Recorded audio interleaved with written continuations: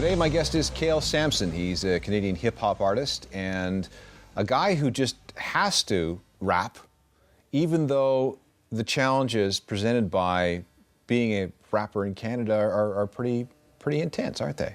Yeah, I mean, there's definitely a lot of roadblocks. But hey, you know, I mean, it's something that I've been doing since as long as I can remember, and it's always been my dream to try my hardest and to do the best that I can, so at the end of it all, I can at least be able to look myself in the mirror and know that I did my best and with the circumstances I had. In Canada, you definitely have a lot of challenges simply because the hip-hop scene is let's face it, it's more of a rock and roll sort of country. So the industry doesn't necessarily support hip-hop artists as much, so it's up to the artist to take on a more do-it-yourself approach and to try to think outside the box and you know, try to make it happen and approach it also like a business, not just an artist. So in many ways, you're still part of the first, maybe the second generation of Canadian hip-hop artists. Who were your heroes growing up? Who did you emulate? Oh, I mean, the very first time I was introduced to hip-hop, I was 9 years old. And I lived in an apartment building in the west end of Toronto. And in order to get into to my building, I had to walk through the lobby. And in the lobby, there would be a group of dudes every day that would be in a circle, beatboxing and ciphering. That's what's called ciphering, freestyling. And at that time, I didn't know what it was, but I was so intrigued. And eventually, after numerous times going through these guys, and eventually one of them just, you know, he took a liking to me and he gave me a tape, and the tape was Maestro Fresh West's Symphony in Effect, who is, you know, he's a Canadian artist, the godfather of Canadian hip-hop, in my opinion. And I took that upstairs and I learned how to rap from listening to this tape, just reciting Maestro's lyrics. And that's how it all started for me. And it came full circle eventually, too, and I met him and, you know, got to chill with him, and he's an amazing guy. And that was my introduction to hip-hop, was Maestro. When I've talked to other guys into hip-hop and rap, they say that one of the things that's lacking in Canada is a Canadian hip-hop sound. I mean, in America, we got Atlanta, we got East Coast, we got West Coast. Canada hasn't really found its sound yet. Yeah, I mean, I would say that's definitely true to a certain degree. You know, maybe that's why Canadian hip-hop hasn't quite blown up quite yet.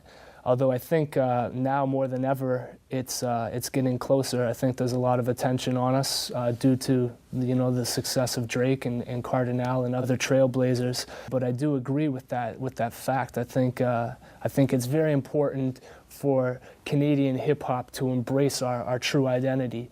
You know, I mean, just from my travels and trying to do what I've been doing over the past decade, I've realized that it's, in order to build your fan base, you really, number one, geographically, you really have to travel far and win over people by meeting them and shaking their hands and you know, not necessarily being on TV, but just being humble. And I think that will benefit us in the long run if we realize that if we're just who we are naturally, there is a market for that, and it connects, you know?